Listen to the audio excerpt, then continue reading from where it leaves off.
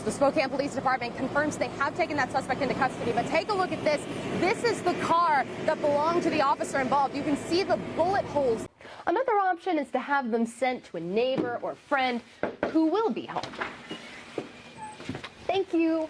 It's unbelievable here. That semi flipped on its side, according to Washington State Patrol, as it was coming down State Route 174. Look at this. The door to that semi is still left in the building. We're celebrating. You and I were just dancing before the camera came on. Yep, here with Ken Lindgren, who's not only co-director of the tournament, we got some of your team behind you.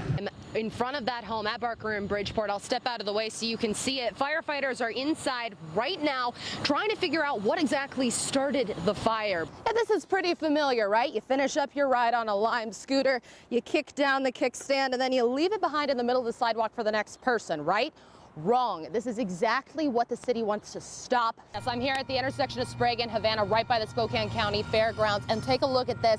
I'm counting at least 6 train cars that have derailed. It's a lot.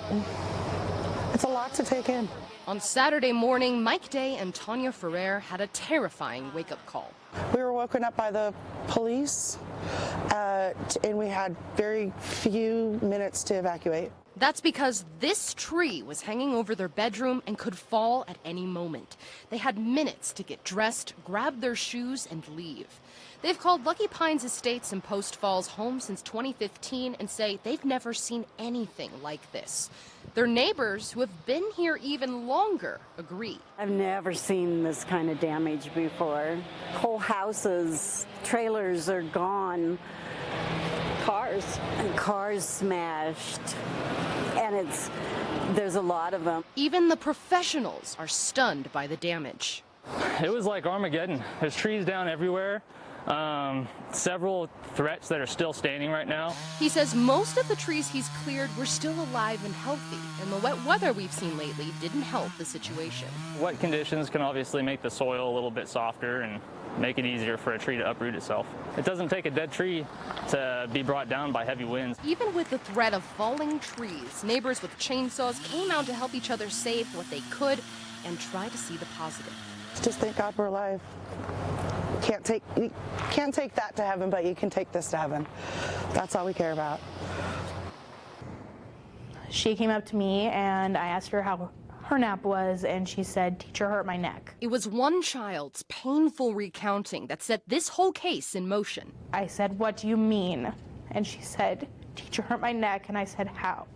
She says, "Teacher's leg." She also revealed to me that she's seen this happen to other kids too. It's happened to her so much that she demonstrates it on her friends and on dolls at playtime of, "This is how we put my babies to sleep," and she'll put her leg over them and pat their back. Samantha says she tried to take this issue through the normal reporting channels, but felt her concerns weren't taken seriously.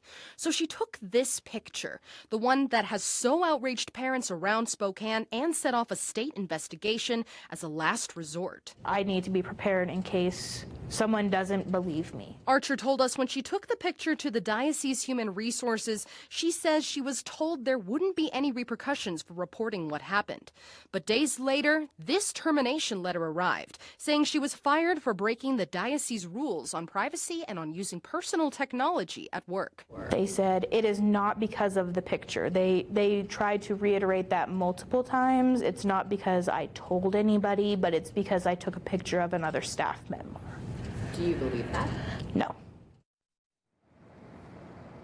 I reached out to the state to ask about the progress of the investigation. The state says it is still active, but they won't release further information until the investigation is closed. The diocese gave us a statement saying, quote, "A staff member who believes child abuse has occurred understands the expectation to report immediately to Child Protective Services and to the supervisor." Now, whether that supersedes Trinity's privacy policy that cost Samantha her job, that's a question we haven't been able to answer quite yet, because Trinity Educare has not returned my repeated requests for comment on these new allegations. So actually seeing the ladder out front with the American flag, and then all the climbers here and all the spectators and all the support, it's overwhelming. It's so cool. Joanna Balin's team started training for the firefighter stair climb in Seattle back in September. Then the coronavirus came into the picture. Having 2,000 firefighters all around the world, we're all first responders in one confined space,